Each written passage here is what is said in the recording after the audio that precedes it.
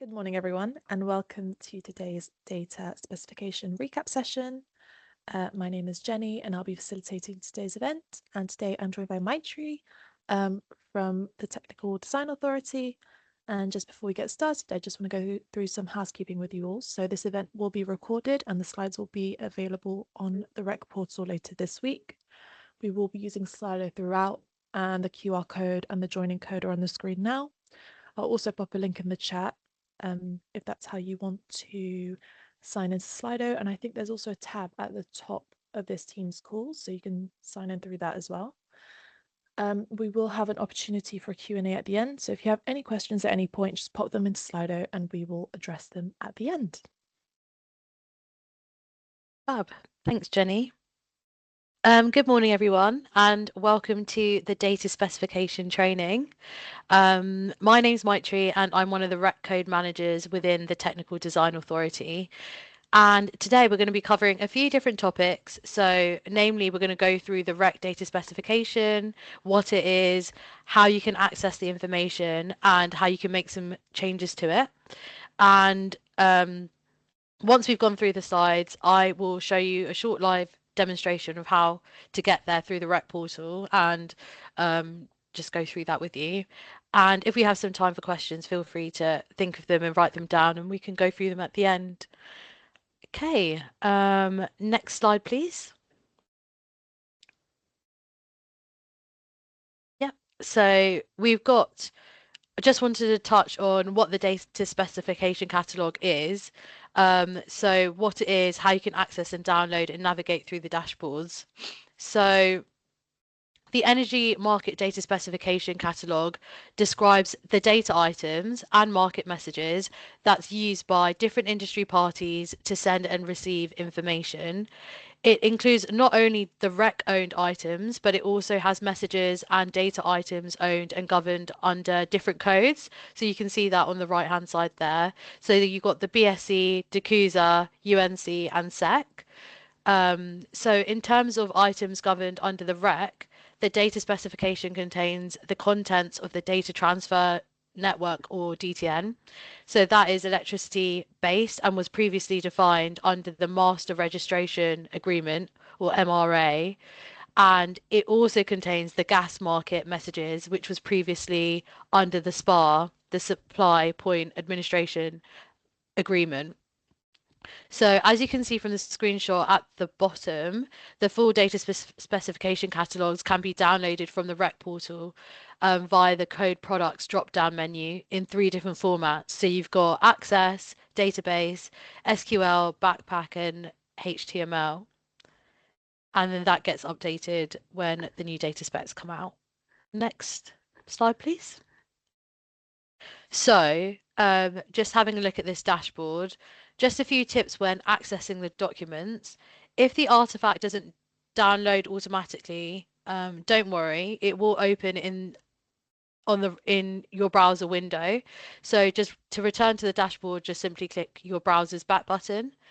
And if you're working with multiple items, right-click the link or use the right finger tab on your laptop or mouse and choose Open Link in New Window. And then that makes it so much easier to manage several artifacts at once. Next slide, please. Okay, so when you're going to try and access the rec data specification catalogs, dashboards, and documents from within the rec portal under code products, so if you go down from the top to bottom of what's included here, so if you have a look at this right box, it says it includes the market messages. So that is a dashboard for all market messages. These are full composite structures of data items used to send flows between parties. Then you've also got the data items, and within that is a dashboard providing access to all data items in one place. And the data specification catalog. This defines the market messages and associated data items used across the system. And then you've got data access matrices. These define which organizations can access specific types of data within the inquiry services. And then we've got data specification documents, which contains multiple documents outlining the rules and detailed information related to the data spec, and meter product data, or MPD tables. And what that contains is the latest gas meter product information, including response codes. Yep. So how we navigate the data specification is if you access the rep portal, we'll be going through it at the end, but if you have it open, you can do it with me now. You can click the link shared. Let me just drop it into the chat here. Where are you guys? And then click on code products. Once you see that, then click on the data specification catalog, which brings up the list of available options for you to explore. I'll just give everyone a minute to just have a look at that themselves.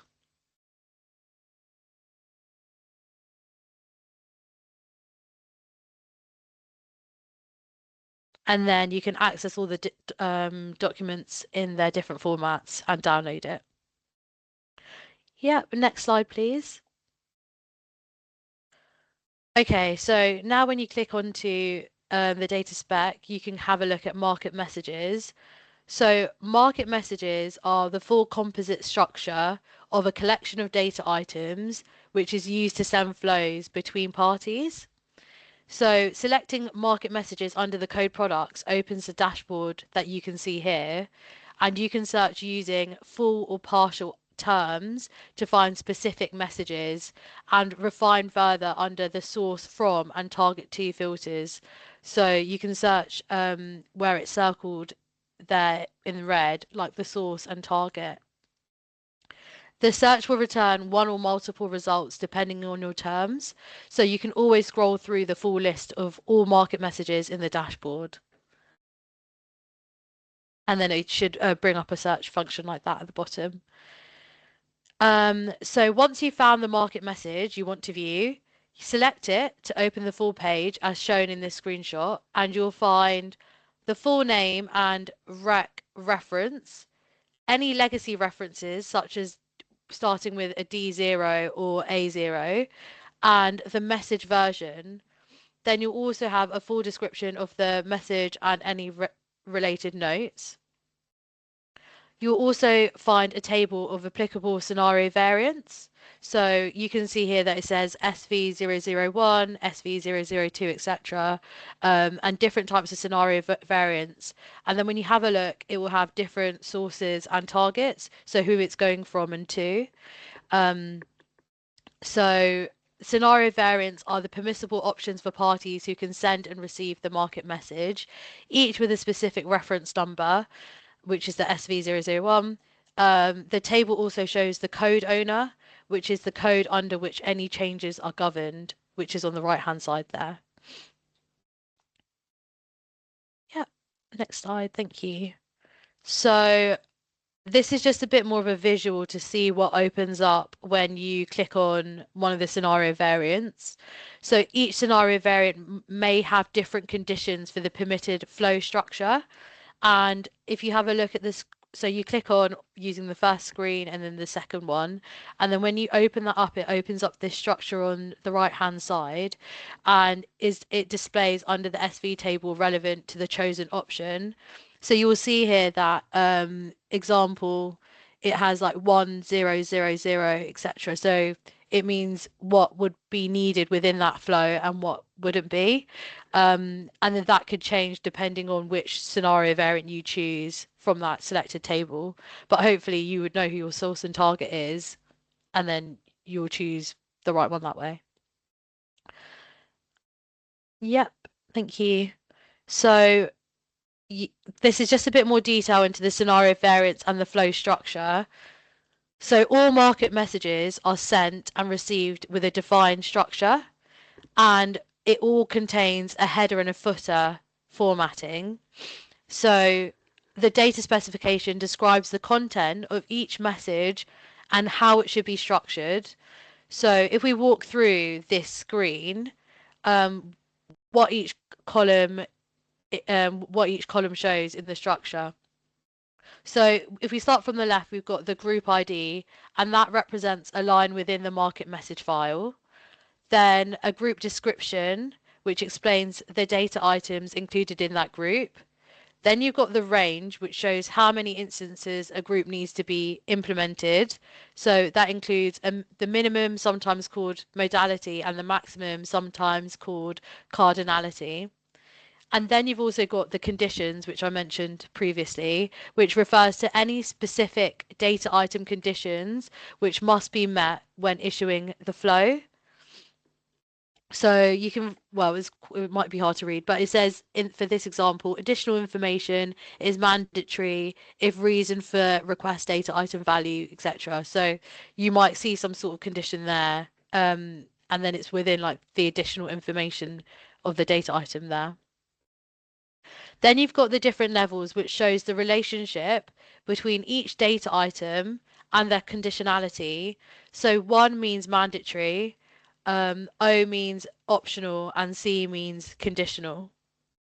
So if you look at this example, you'll see that the MPAN is mandatory, and then the appointment date is optional, etc. And then we've got the data item rules. So confirms whether a rule applies to the data item and specifies what it is. So this one doesn't have any. So yeah, you can find more on flow structures in the data transfer handbook for DTN messages and the gas user file design specification for RGMA and legacy SPA messages, which are both published by Electrolink. So then having a look at this slide, at the top, we've got the header structure, the header section, which includes the key information. So who's sending the file, who's receiving it, and the date it was created or transmitted. Then you've got the main part, the main body, which is the content of the file. And the data specification provides information about this content, which is what you can see from this screenshot. At the bottom, the footer confirms how many records are included in the file, helping to ensure completeness and accuracy. And if you want any more detailed guidance on headers and footers, you can refer to the data specification guidance document, and that is available in the Knowledge Center. Thank you. Next slide. Yep. So let's have a look a bit more in detail into data items. So when you go to the rec portal, you can select the data items section. And as with market messages, that can be found under code products. So a data item is a specified piece of information with validation conditions that must be met for it to be successfully issued via a market message. So on the dashboard, you can complete full or partial searches to refine your results. You can search by rec data identifier reference, the local or legacy reference, or message name. A full list is shown without any search. So like the full list there, you can see all like 3,900 pages of all the different data items if you don't search for it. Yeah. So where applicable, you'll also see a data enumeration table listing the valid values for the data and their descriptions. So let's look at the validation conditions on screen in a bit more detail. You've got the logical length, which is the number of characters required without any additional allowable symbols. In our example, it's 2 relating to the valid enumerations. Then you've got the decimal length, the number of characters required after a decimal point. In our example, it's 0 as the valid value has no decimal place. And then you've got the physical length. So the total length of the data item, including any spaces or symbols. In our example, this is 2. And then you've got the data type, which is all data items must conform to a certain format. So in the data specification, data types include text and symbols, string, and true false indicators, and may also include integers or number types. And then you've got data type format rules. So within the allowed data types, items must follow further rules. In this example, the format rules relates to edifact, level B, DTS variant, with the rules found in Annex C. Finally, from the data item page, you can see a table of all associated market messages the item appears in, and you can select from that table to navigate directly to the relevant market message page. Thank you. So this is just a bit of an example, and we're just going to walk through this. So here we can see an example of how, by clearly defining data items and market messages, the data specification enables information to be shared from machine to machine.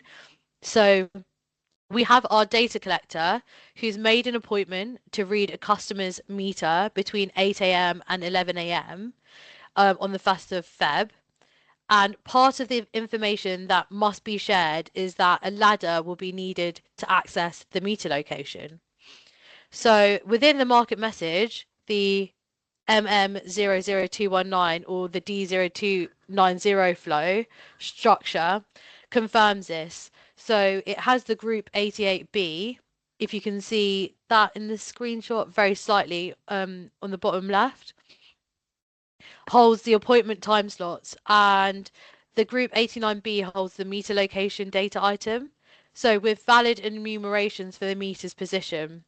So the system can communicate that a ladder would be required. And then you can see on screen that the market message in flat file format. So it shows the data structure issued between the parties. And then there's also a broader search function available on rec portal pages. So in the top right banner, if you want to search for data specification items specifically, make sure you're already on a data specification page first, and then this search can return results where a term is used as a rec defined term in rec legal text or within a market message or data item. So that gives you a full picture across process and also data. So yeah, now we're going to have a look at how changes can be made to the rec data specification. So data items and messages are owned by a code. So scenario variants are owned by a certain code. As we've seen, the data specification confirms the scenario variant and data item owner, and any changes must be approved under the governance mechanism of that owner. So in some cases, different scenario variants within a single market message may be owned by different codes. So it's important to check ownership before raising a change. Um, and as we said, like on the scenario variants, you can see who the owner is on the right hand side. Yep. Next slide, please. So any changes to the data specification that are rec owned will fall under the rec change governance rules.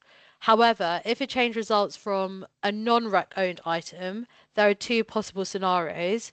So the first one is the single code impact. So this is the change. The change is raised directly with the relevant code manager or administrator who is the owner, and then approval is managed under the appropriate governance mechanism. If that isn't the rec code manager will be informed of the changes and implementation dates to ensure the rec data specification is updated. You can see that example 1 on screen. So a new BSC defined process that requires a new data flow within new data items which will be will all be BCSE owned.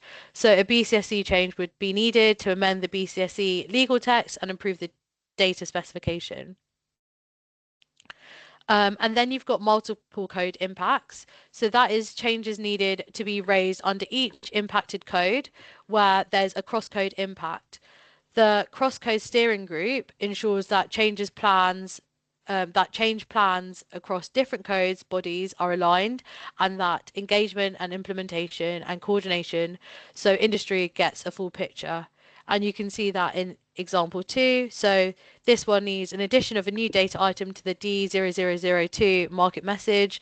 And then that has a scenario variance owned by REC and also the BSC. So BSC and REC change will be needed for this one.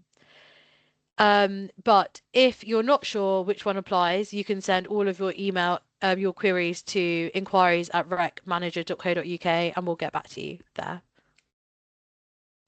Next slide, please. Thank you. So once a change has been progressed through governance and reached an approved state, it can be included in a release. So changes to the data specification occurs in line with the change calendar release windows. So that is February, June, and November. There may occasionally be an extraordinary release window which will be communicated to industry.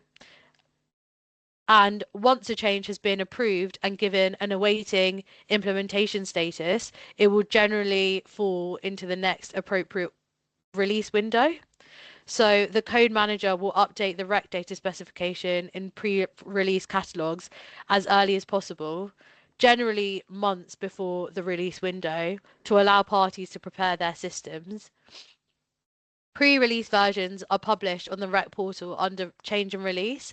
Note that if a change is required, if a required change hasn't yet received its approval status, this might delay the pre-release. Thank you. And next slide, please. So once the release date has been reached, the final iterated version of the data specification catalogs are made live under the code products data specification catalogs. The market messages and data items dashboards and pages will also be updated, along with any digital rec schedules and documents. Changes to the REC and REC data specification are communicated in numerous ways via the REC portal, which includes bulletins. So if you or your organization would like to receive specific communications when data specification releases occur, you can be added to our distribution list by emailing inquiries@recmanager.co.uk. And just to note that once the data specification documents have been updated, this is an older screenshot, so it will have like version 3.17 or whatever the new version is. You won't be able to see any older versions on there.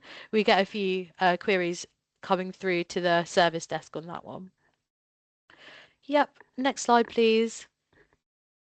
So this slide just shows what you can have a look at. So it's just like the email address and distribution list sign up. So this, I'm also going to cover this later, but it just shows when a new pre-release is available, and then you can get informed on that. Next slide, please. So we've got the digital navigator. So I'm just going to go through the codes, the rec portal. So shall I share screen? Yeah, I've stopped sharing now. Perfect, thanks. I've dropped the link in the chat. I think it might be best if everyone just like has it open with them or we'll just do it together. So I'll give everyone a bit of time just to open it up.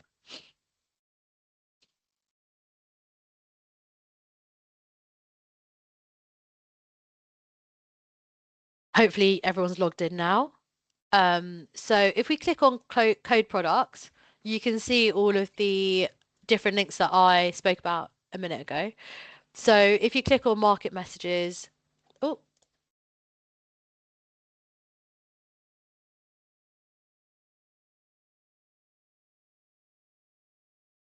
you can see that there's a whole list of market messages here, and then it also has the D flow as well. So if you search, let's just say like MM 000, obviously it's going to come out, but yeah, you can see it's that, and you've got the message name of what it's about. So confirmation or rejection of energization status change. So once you click onto this, it has the local catalog reference number, the message version. So this is 002. Then you have all the different types of scenario variants.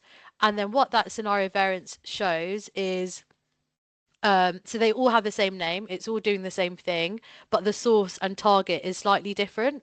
So you've got the distribution DNO here, and then you've got the electricity meter equipment manager on this side. And then if you have a look at this example, you've got like the safe isolation provider and the electricity supplier.